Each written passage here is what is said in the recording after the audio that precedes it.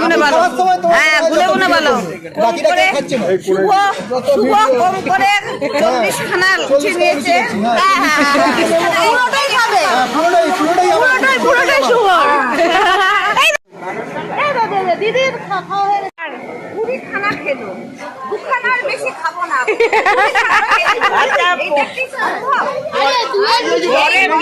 পরে যদি কেউ শূন্য বসিয়ে যায় সেটা তো আমার দোষ না।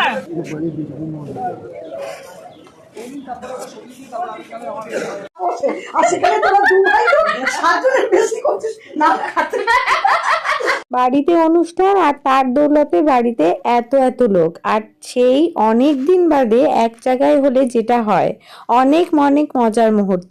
আর তাই আজকের এই মজার মুহূর্তগুলো থাকবে তোমাদের।